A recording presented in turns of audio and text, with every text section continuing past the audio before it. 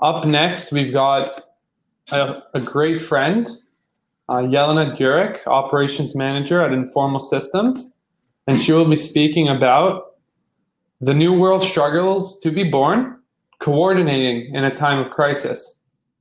So let me add Jelena to the stage. One moment, please. And Jelena, you should be able to add your camera and mic. Hi. Hey, Jelena. Hey, Aiden. Fancy seeing you here. Yeah, it's almost like we were just walking in the park just a few days ago. Yeah, it's almost as if. Funny how that works Awesome. Let me give you the stage. Thank you for your patience throughout this, and we'll talk soon. Awesome. Thanks, Aiden. Okay, so I have my presentation. I guess it's showing the browser, but that's fine. We'll just keep it as is. Okay, well, thank you so much. Thanks to the team for putting this on. I've been a friend of the team since I think before, ChainSafe was officially incorporated as a company. It's amazing to see all the progress and, congratulations to the whole team on everything that you guys have done. I mean, I'm kind of like a ChainSafe evangelist these days. So, or not even these days, for quite a while. So, yeah, congrats on the conference and for all the progress to date. So for my presentation, we're going to switch gears a bit. There's been some incredible, very technical, a lot of interesting updates. Obviously, we just heard one from Polkadot on parachains, very interesting developments being made. But me, as more of an operations person, obviously, not highly technical, I wanted to talk about something else, something a little bit more high level and something maybe we can say more in the realm of human systems versus technical systems. So that's kind of setting the stage for what I'll be talking about. And really, over the course of my studies and career, I've really been fascinated by systemic change, from how it happens to what happens after, and really everything in between. In university, I actually focused on post-conflict societies specifically, so really those ravaged by war.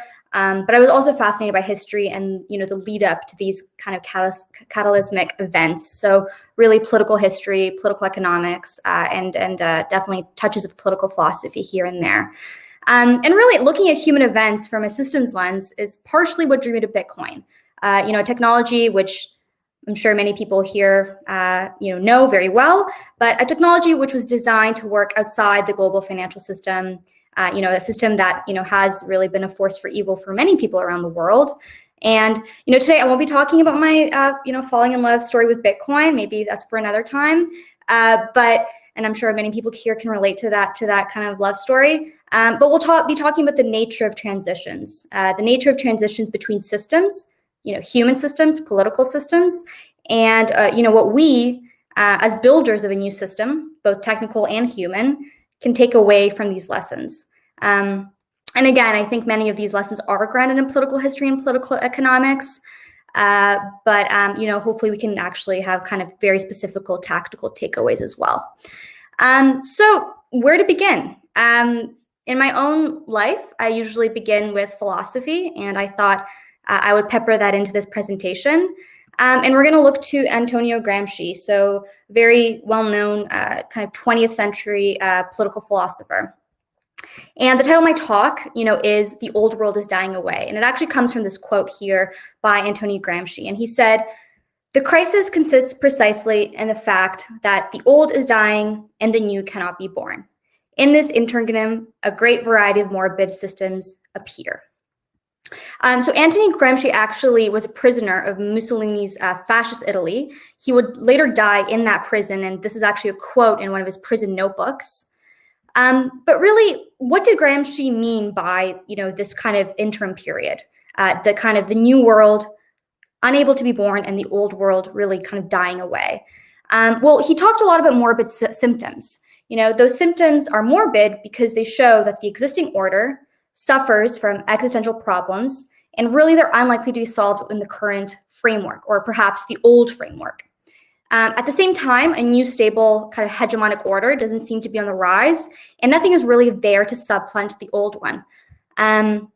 Obviously, Antonio being in kind of a, a fascist prison, he very much was living this life of being in the interim, seeing fascism kind of take hold in Europe. And really, he saw this crisis period, and he saw that the period itself, the crisis period, this transition period, was in fact shaped by these morbidities, the ones that cannot be managed at all in the moment, but at the same time do not represent a viable alternative for the future. We'll come back to this idea of morbid symptoms and how to address them in our own current system. Obviously, it's not 1930s fascist Italy, but we do very much live in a world where the current system is, fundamentally unsound. So how did Gramsci approach these, the studies of symptoms systematically? Well, he really understood crises not as events, but as processes. And first, the crises are not framed as external shocks. They are not random. They're not something external that just breaks the social order spontaneously. Crises themselves have a history, and they originate in this history of tensions, contradictions, and really this dying social order. Gramsci obviously, would do a major critique of capitalism itself, but the main lesson to be taken away is kind of looking at these points of transition as, kind of historical phenomena, right? They're not random. We are in a transitionary period, but how did we get there? Kind of let's interrogate that. So if crises, are not reducible to single external events, they are more than just kind of going from point A to point B. They're kind of long. These moments of transition can be complicated, multidimensional, transformative. They're very complicated kind of points in history to examine. And really my argument is that we live in one such transition. And again, kind of going back to this idea of us being builders, we need to really kind of work really hard to understand this complex nature of this kind of transition period. We should look at the present crisis as a distinct phase of instability and uncertainty. It's not an easy transition between two stable periods. And really, we should be zooming in on the particularities and kind of idiosyncrasies of the crisis of the current system. It seems to me that in our community, we kind of lack an analytical framework or even just like a focus of resources to kind of study the nature of the crisis as it unfolds. I believe we should be actively developing this body of thought on how to transition and how this transition will unfold and where this technology might play a role. Indeed, if this technology is an engine for coordination. And so today I'm here to talk about the ways we can analyze the nature of the crisis itself. And again, we must get into the habit of systematically analyzing the nature of transitions between systems. And with that knowledge, hopefully, kind of build for a more just world. Okay, so getting into it. This guy, I think, is pretty famous.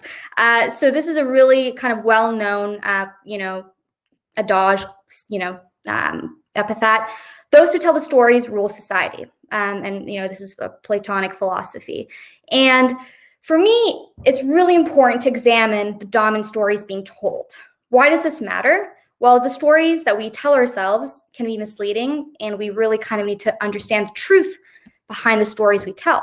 And I think interrogating these stories will help us to figure out how we can have, hopefully, a just transition to the new world.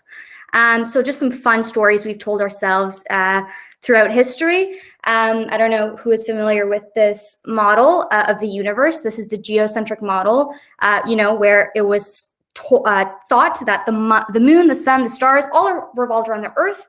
They traveled in perfect circles. The Earth was stationary, and we were at the center of the universe. Even when we would actually observe planets, and kind of taking irregular non-circular paths, we would just develop theories and models and complicated kind of ways to rationalize just the basic incorrect assumption. So you would get things like this, kind of very complicated, funny diagram. And, the story really isn't about scientific progress. It's not really about like a genuine exploration of our place in the cosmos. It's really a story about self-preservation. We want to be in the center of the world. We want to preserve the rule of the Catholic Church. We want to kind of have, we just want to preserve our kind of, let's say, identities or our systems. And obviously, we would know later on that this was incorrect and this was very, bad premise. But we told the story for centuries and centuries, and we justified the the story even with observations. Okay. So to me, the story of this like geocentric model of the universe is actually kind of similar to what we see in our current world, in how we approach the stock market and how we approach the global financial system and how we approach all of this kind of crazy, unsustainable, hyper-growth stuff. And really, it's also about self-preservation.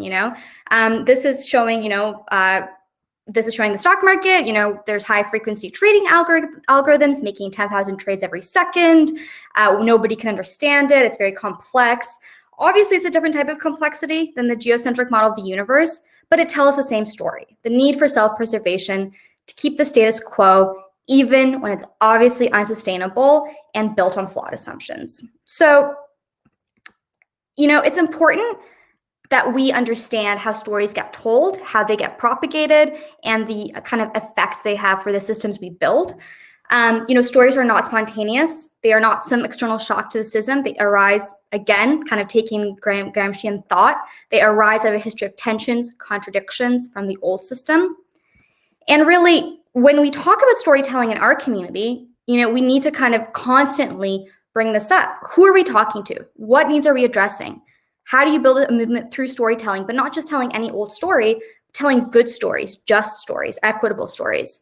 Do we have a common language, commonly understood definitions? Where are the gaps in understanding? These are things that we should be constantly interrogating if we hope to transition to a better world. Okay, this is a funny slide.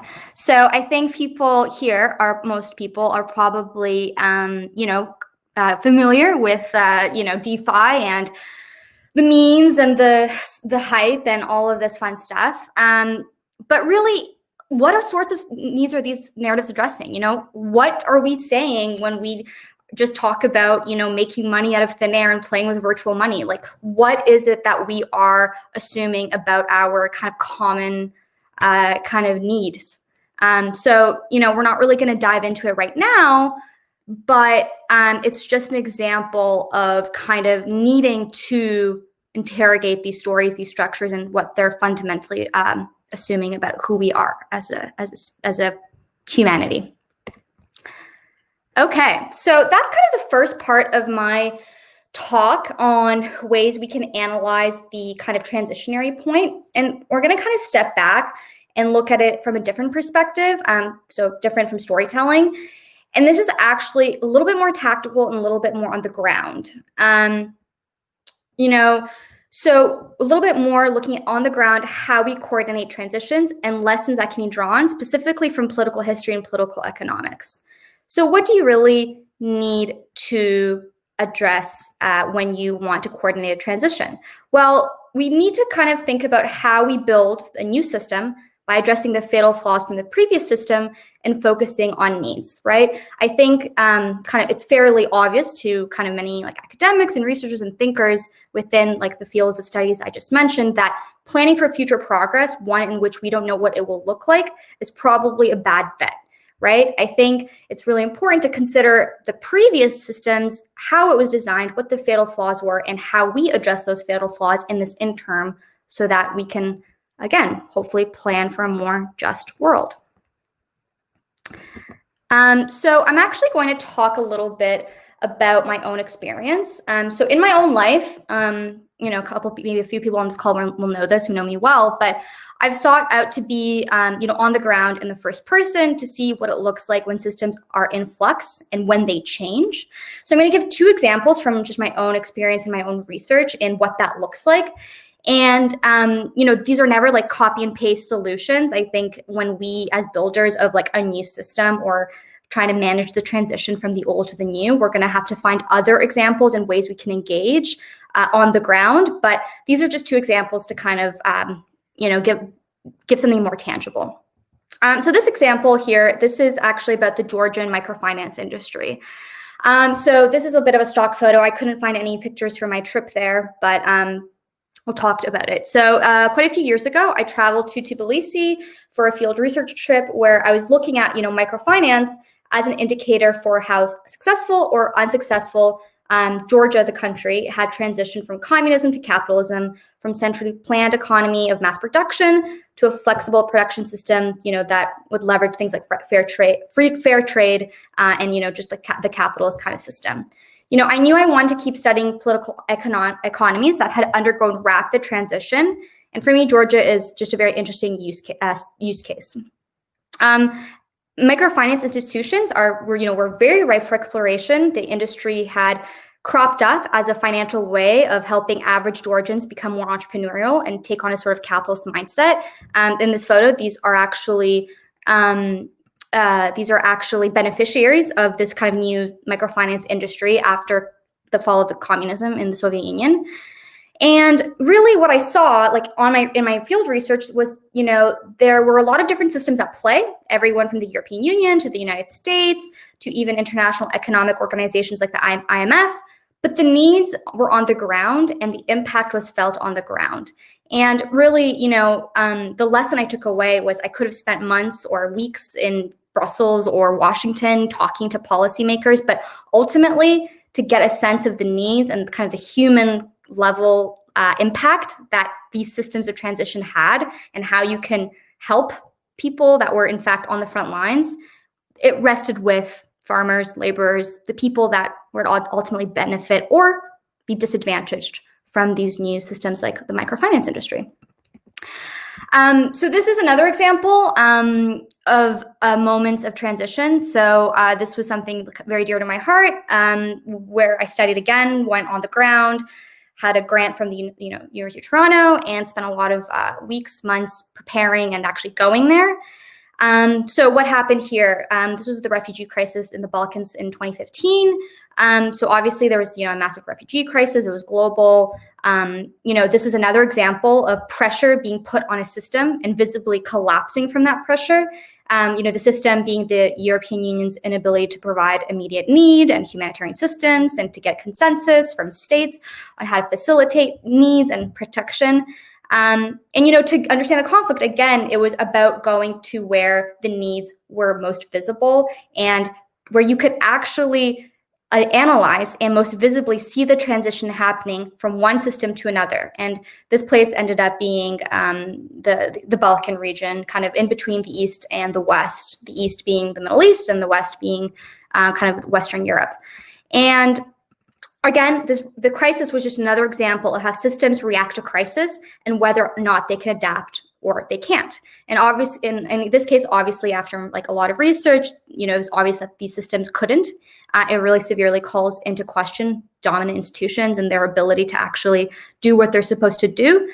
But again, it was just finding those places of transition from one system to the next, this interim period where usually chaos happens and bad things happen, but really analyzing, how we can make sure that the new system hopefully will actually be responsive to human needs in a just way. Okay, so those are two examples from my personal kind of research and experience. And okay, so I'm sure a lot of people on the call, well, what does this have to do with blockchains? What does this have to do with technology? Or what does this have to do with what we're here doing kind of on a day-to-day basis? Well, fundamentally, in the most basic, simple terms, if blockchains are going to be engines for coordination, they should also concern human systems. In many ways, blockchain systems are obviously innovations within distributed computing, cryptography, many areas of computer science, but they are also should be considered the innovations within human organizations. And again, this is a subset of many fields, including political economies, sociology, and things like this.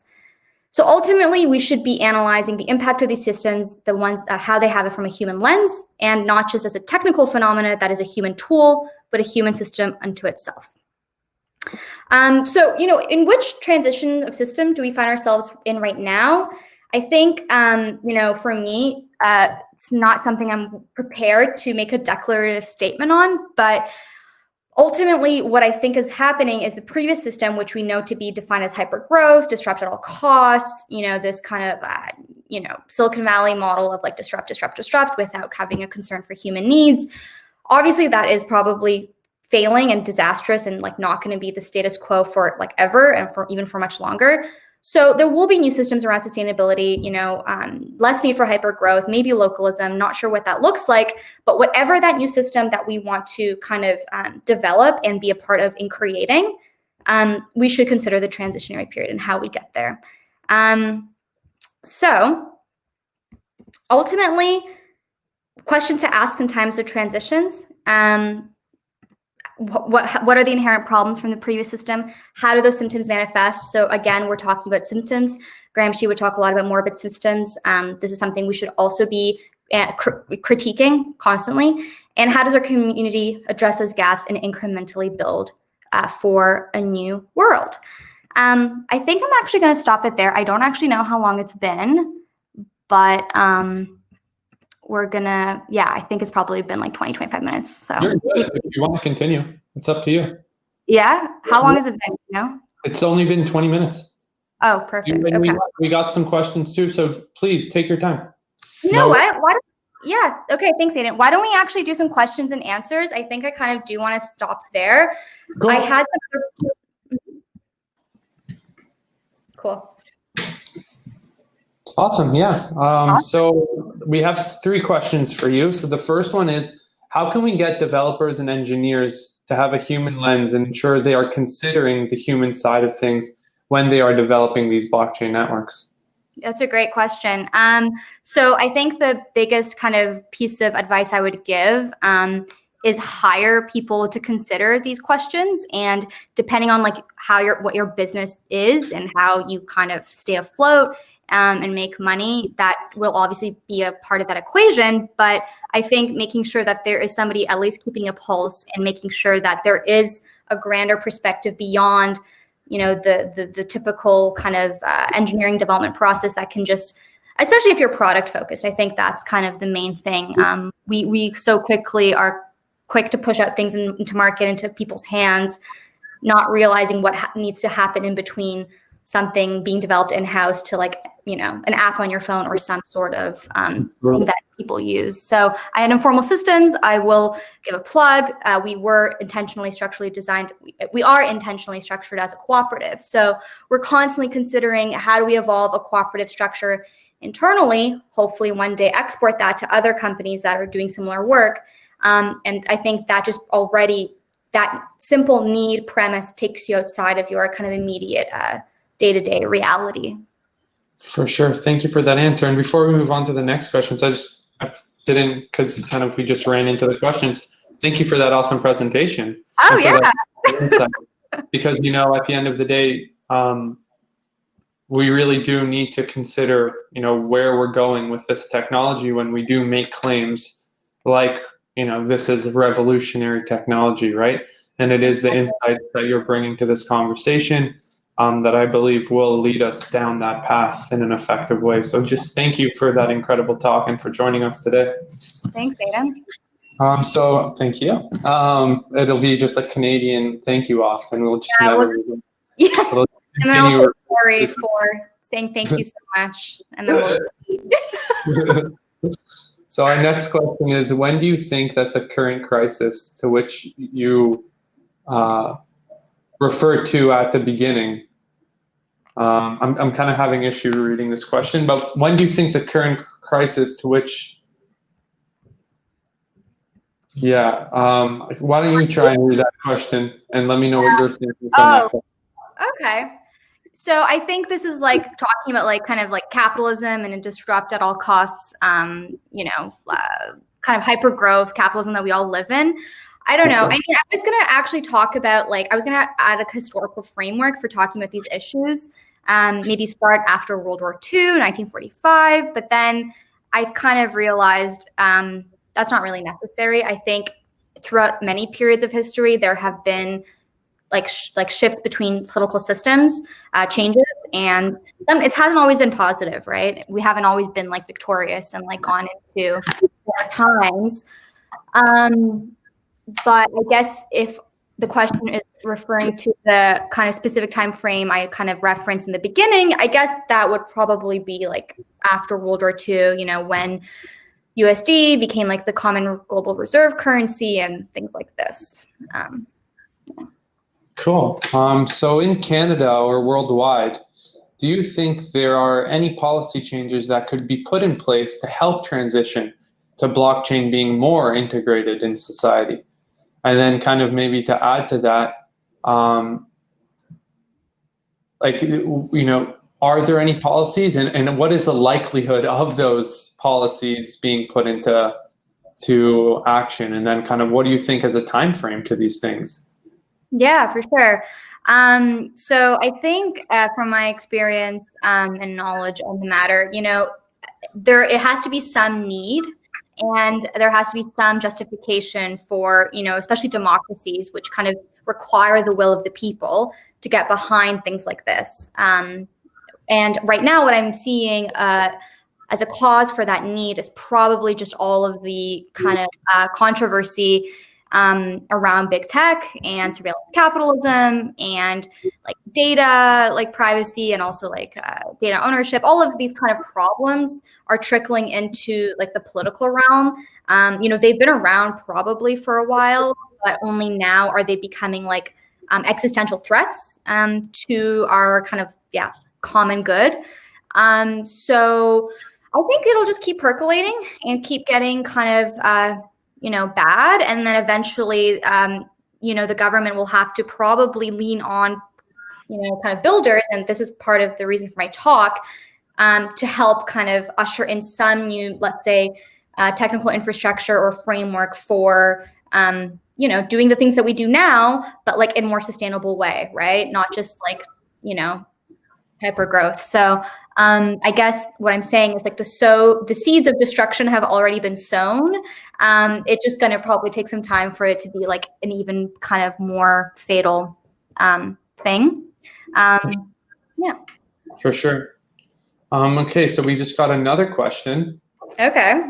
All of them coming in. So the first one we'll get to is, do you see some focus or have some ideas on self-simplification in the blockchain space to prevent accumulating a lot of baggage as the previous financial and legal system? Sorry, was that self-sufficiency? Simplification. So, in my notes, I'm kind of in preparing for this talk, I, was considering like what we as a community can do to start building like human institutions around this technology. And we talk a lot about like blockchains as like nation states, or like parachains as like nation states, and like governments, and like that's a great analogy. So, I do wonder like when will be time for us to kind of build some sort of organization or a way to make sure that the things that are being rolled out do have I guess that they're not overly complicated within the human realm, so that we can kind of deal with it. I feel like there's like other kind of technological like innovations, probably like within the realm of artificial intelligence. It just kind of, we're seeing it's inequitable, we're seeing it's unjust, and that's probably because these kind of concerns around human needs were never really considered at the beginning. So I guess I'm wondering, like, do we need some sort of like system around these technologies that are human, like let's say like a United Nations type forum? I'm not really sure, but I think eventually, if we want to not repeat the mistakes of the past, we'll have to kind of figure out what that human system looks like. Absolutely. Absolutely. And our final question here is how to build an inclusive system that's less exploitative of the weakest links. Oh, wow. That's an amazing question. That's could be a whole nother hour-long discussion. Yeah. I don't know how to. Maybe we could kind of scope down this question. How could blockchains potentially create more trustless relationships that in turn build a more inclusive system that's less exploitative to the weakest links? And with that, what are the biggest obstacles that we face with any technology, but blockchain specifically, that inherently does have some form of asymmetrical kind of knowledge barrier that does keep, a certain actor at an advantage by just being aware of kind of the latest in the technology? Yeah, I mean, it could be like a technical answer, like how do we kind of prevent like bad behavior and like exploiting vulnerable people, or it could be like a human kind of organizational like answer. I think like the main thing probably is like making sure that we're not just leaning on like trustless, like automated kind of relationships as like the end goal. Like that should potentially be a feature, but I think the end goal should always concern like the thing that you like, what are you serving? Like what needs does it address? Like if it's financial inclusion, like are the rates like just as bad? Does it like make people indebted just as more? Like all of these kind of basic end user, I even hate the term user because it refers like it's just a bad, but like the end human need, like what is that thing? So I guess it'll have to be like a combination of like a technical solution with like a human approach to how we just treat one another.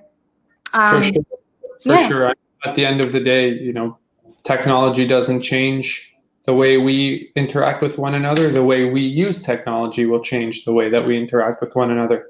And that's not to be underappreciated in terms of the significance of that human aspect. Exactly.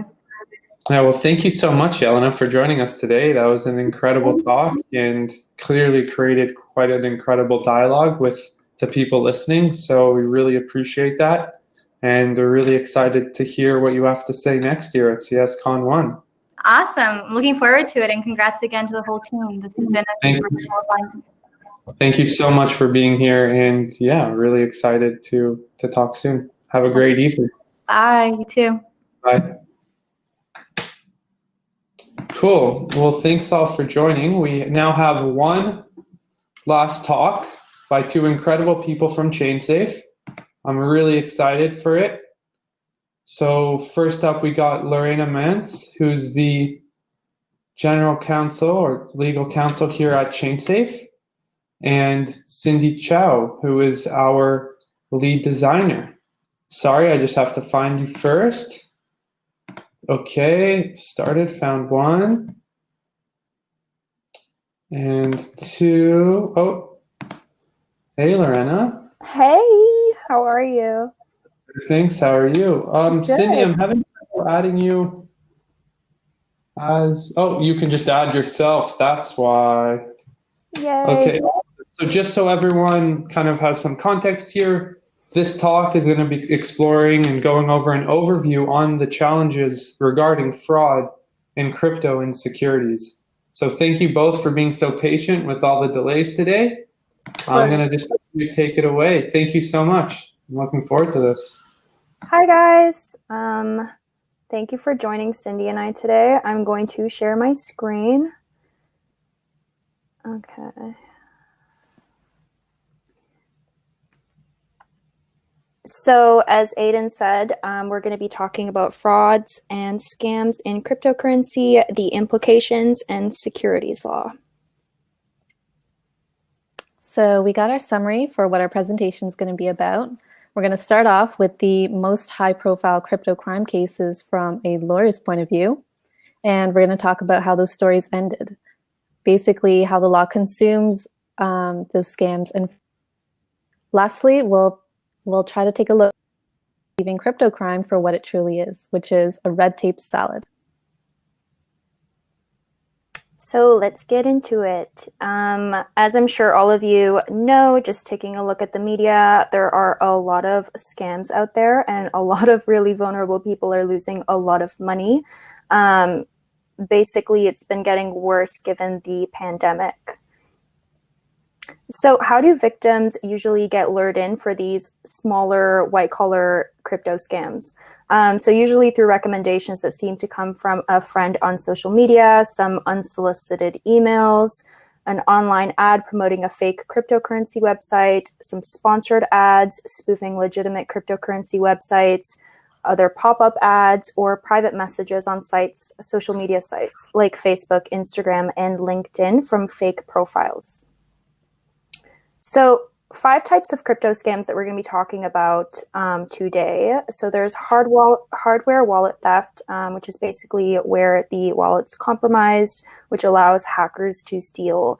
There's exchange scams, so where there's no regulatory body overseeing crypto exchanges, that makes it easy for there to be exchange scams, and this is the case in many countries.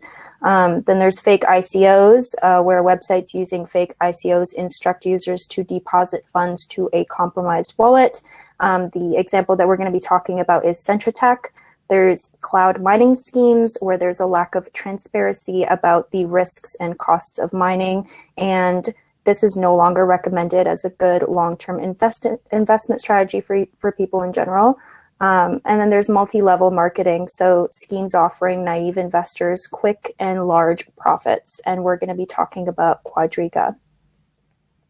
So fake ICOs, Centratech, what exactly happened here? So this is a US blockchain venture that was backed by several high-profile celebrities, including Floyd Mayweather. It was sued recently, and it stands accused for fraudulent ICOs, material misrepresentations and omissions, fraudulent claims that the company had partnerships with Visa, MasterCard, and Bancorp. The executives of the company ignored cease and desist notices delivered to the company in 2017 from Visa and Bancorp. They made up fictional executive biographies, and they falsely claimed investors would be paid a dividend that they were not. So basically, the US Securities and Exchange Commission filed a claim against the defendants, the executives of Centratech. So they claimed that the company violated several provisions of the Exchange Act and the Securities Act. And in this claim, the SEC sought relief that included restraint from future violations, civil money penalties, and disgorging of all ill-gotten gains, permanently barring the defendants, the executives of the company, from serving as officers or directors of any public company, and permanently barring them from participating in any offering of digital or other securities, and any other relief that the court sees fit. So basically, the court sought prison. So the company's defendants are currently undergoing prosecution, and basically the prosecutors emphasize that fraudulent ICOs leave victims with little recourse because it's often difficult to trace investments that are made using cryptocurrencies. And the prosecution stated that a significant prison sentence will serve to deter others who may consider engaging in similar crimes, and buttress, which basically means make better confidence in the financial markets by sending the message to the investing public that people who raise money through lies and deceit are going to be appropriately punished. So basically, the prosecution's objective here is not just punitive against these defendants, the executives of Centratech. It's also one of deterrence, prevention, and increasing confidence in the financial market. So there's the issue of market manipulation. So we're all well aware that blockchain is really popular and exciting right now. There's a lot of hype, and then there's a lot of fraud that comes with it. So the US Securities and Exchange Commission has taken action against companies that have made false and misleading statements about blockchain tech in an effort to pump up the price of the stock. But they've emphasized that this is not a new kind of fraud. It's the same old story, they say, where a company takes advantage of a hot trend, changes its name, and makes baseless claims to attract new investors to pump, then dump the stock. So a form of market manipulation is wash trading.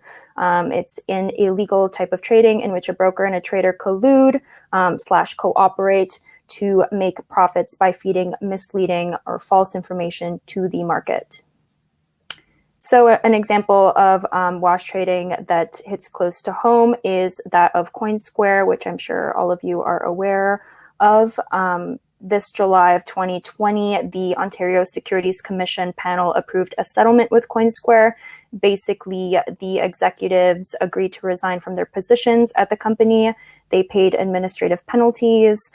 They were banned from acting as directors or officers of other market participants for 2 or 3 years. And also the company agreed to implement substantial corporate governance improvements to prevent this type of market manipulation from occurring in the future. So in addition to market manipulation, there's also the fraudulent issue of Quadriga and Ponzi schemes in general. So I'm not going to go into the details of what exactly happened with Quadriga. I'm sure you're all aware, but basically the Ontario Securities Commission has put together a very extensive report on what happened They've stated that basically Gerald Cotton, who died in India, misappropriated millions in client assets to fund his lifestyle. And in its final months, the company had almost no assets left and was operating like a revolving door in which new client deposits were immediately rerouted to fund other clients' withdrawals. So over 76,000 clients of Quadriga were owed a combined $215 million in assets. And Ernst & Young, the company that has been dealing with the bankruptcy and insolvency proceedings regarding Quadriga, was only able to recover $46 million in assets to pay out to clients.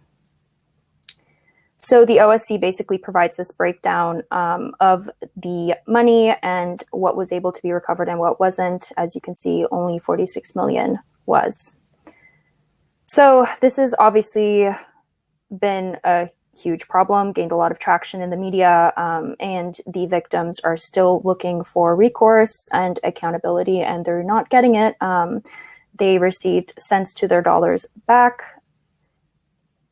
And the Ontario Securities Commission basically concluded that the main issue here is one of mitigating risk while fostering innovation.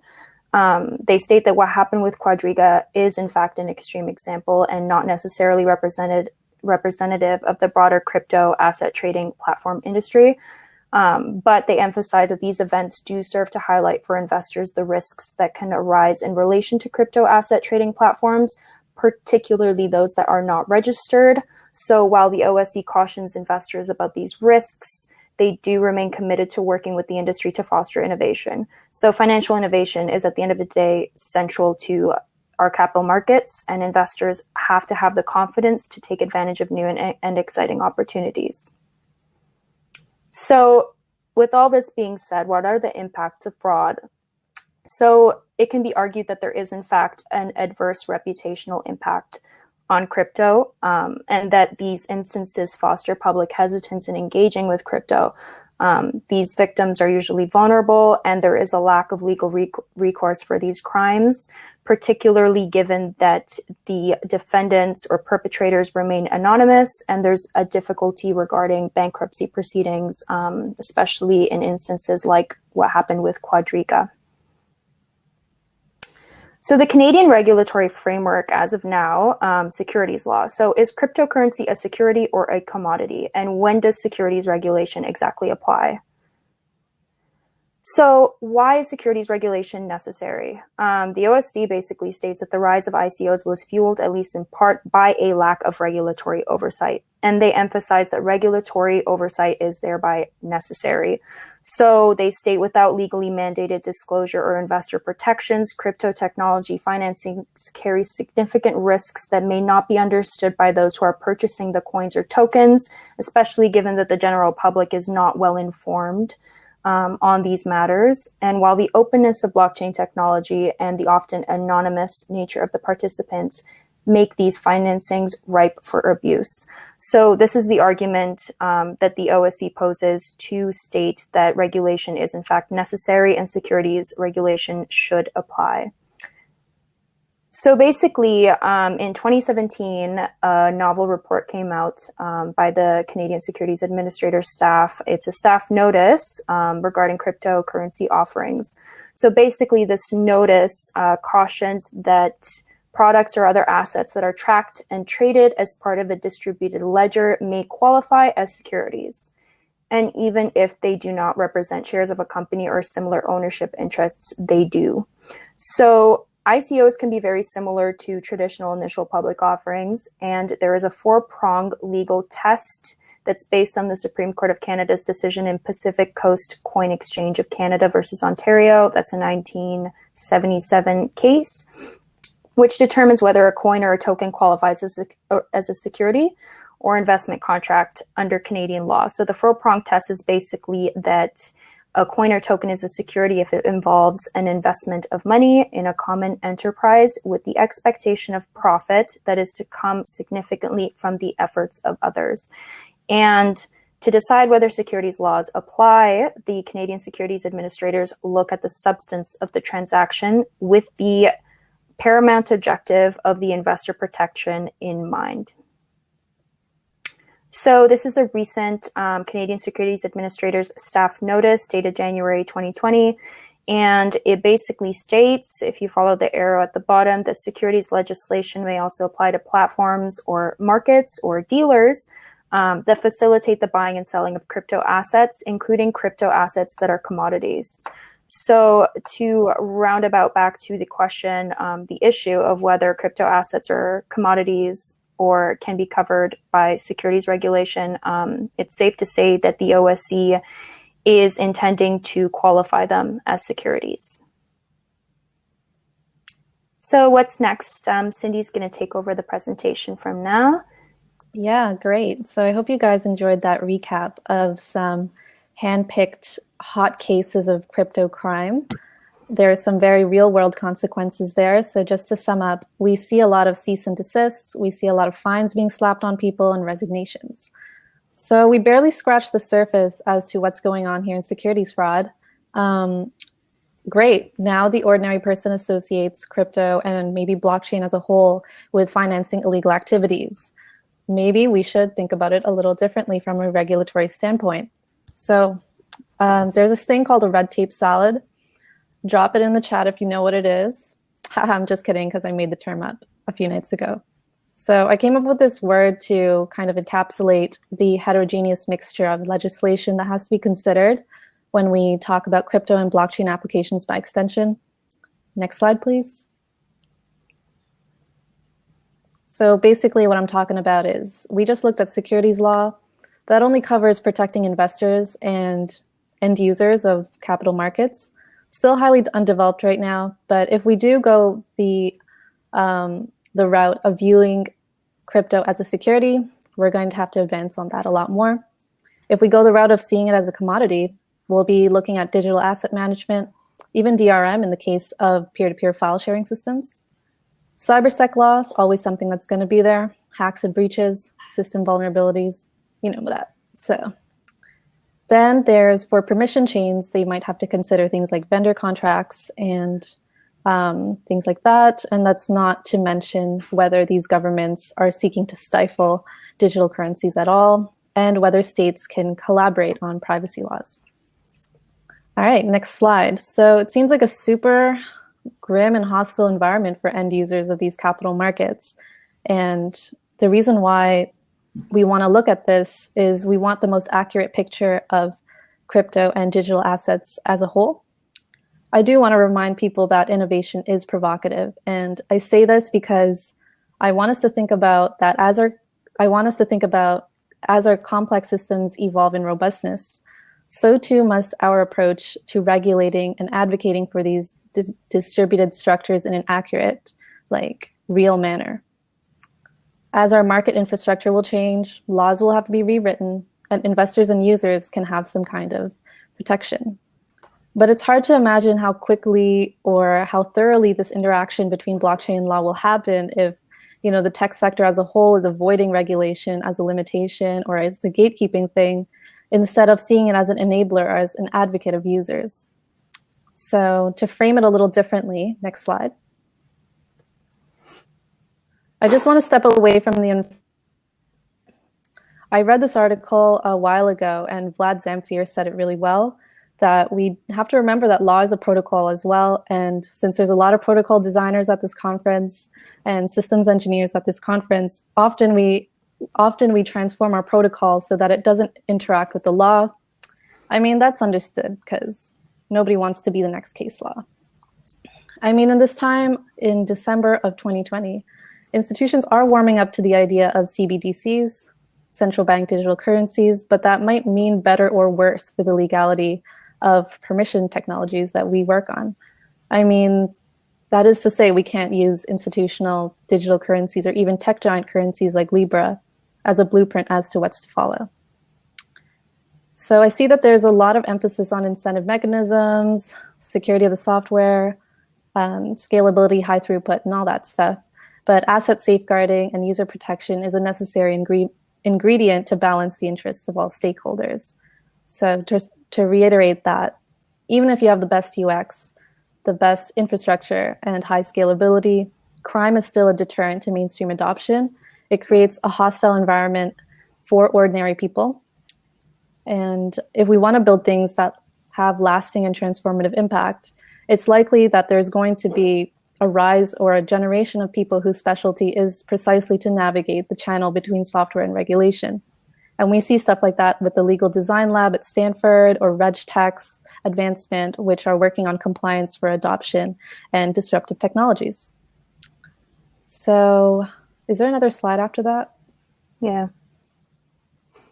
Okay, so there's this other slide that says, is basically a summary of what I just said. It's that the lack of user and investor protection from securities fraud and rug pulls, it hurts mainstream adoption. That's pretty uncontroversial to say. But when aggrieved parties are spread across the world and the maintenance of these open source softwares are by innumerable contributors, it means that there's a lot, like, how would I say this? That there isn't shared liability, but there's a lot of people that have a lot of stake in these public chains. So the way forward is unlikely to look like anything that we've seen before. And the first step would be to minimize those negative externalities. Thank you very much. So I guess it's time for questions. Yes. Awesome. Thank you so much for that. And excited to be able to share with people kind of the depth in which people at our organization are really thinking about these things as we are, productizing a lot of what we do and really trying to truly holistically approach these things and not just throw these things out there and just pray for the best. Thank you both for taking the time to truly share how much you care about these things and about people that get affected by the stuff that we're building. We got 3 questions. The first one is from Eric. So, I'm very afraid for what it's going to say. I'm just kidding.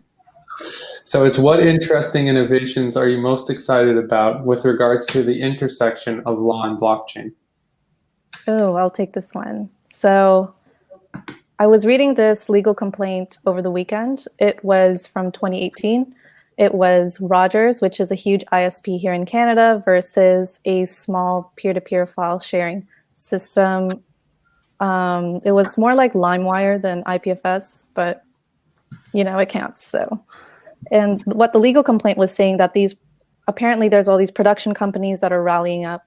I'm not being ironic, but I find it funny that the service provider was saying it was the production companies, and the production companies didn't file a class action lawsuit. So since I've been reading a bunch about peer-to-peer file sharing, that's kind of a red flag. Anyway, they filed this complaint that said, look, there's copyright infringement going on. There's like people stealing our productions and making copies and selling it and pirating. Yeah, we know the deal. You get that threatening email and you promise to never do it again. Anyways, so one interesting innovation that I've seen in the intersection of file sharing copyright infringement with respect to blockchain is that you can create, it's sort of like a timestamp, but you can also, it's or like a signature, and it shows when it was the original, at what time it was created and where. So I think that's more like an NFT kind of thing, but applied to film and like TV shows and media and things like that. So that's one thing. Totally. Thank you for that answer. Sorry, I was just in the chat responding to a point. So yeah, do you think more could have been done to make an example of CentraTech? And this could have been maybe more preemptively and after the fact as well, which is them, it seems, going to prison. So it seems like a lot there has been done. But I mean, maybe before we got to that place, right? And I'm not sure what the affiliated people had to do with, or if they are being kind of added to the class action lawsuit, or sorry, just the prosecution against CentraTech. But yeah, would you mind kind of giving us some more context there? I think what I would say about, so it's three people. It's the directors of the company that currently face prosecution and prison time, and it's unfortunate, but I think that they're being made an example of, and I think it's necessary. The prosecutors have used like really strong language as to why they should be made an example in this sphere to prohibit this type of activity from ever happening again, especially because it was just so, it was like very negligent and blatant misrepresentation, and I mean, yeah, so the prosecution's looking for prison time, and I see it happening. Just the threat that they're being threatened with prison time is probably a good thing in this sphere. But that's all I have to say for that. Cool. Yeah. Cool. Thank you for that answer. And I guess this one is more just maybe advice to someone who's getting scammed in our chat. But what are the signals of a crypto scam? I'm sorry for laughing. But one time I almost fell for this scam where it looked like a Binance link, but then it was a sketchy URL. So check the address bar, people.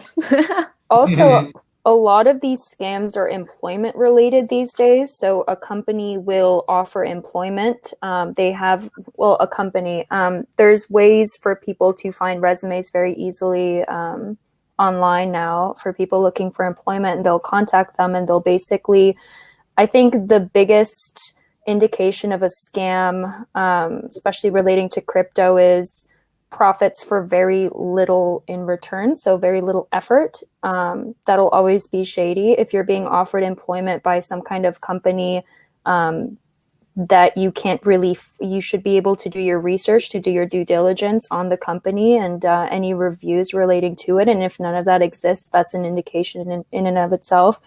So yeah, that would be what I would say. But I think it's really unfortunate because I do know peers of mine working at other law firms, and these firms have a lot of resources, and they get victims of crypto scam come to them as clients, and it looks like a class action is going to be put together because these people were scammed in the same manner by the same defendant. But then when, the lawyers look into who exactly the defendant is, they can't find anybody to act as the defendant.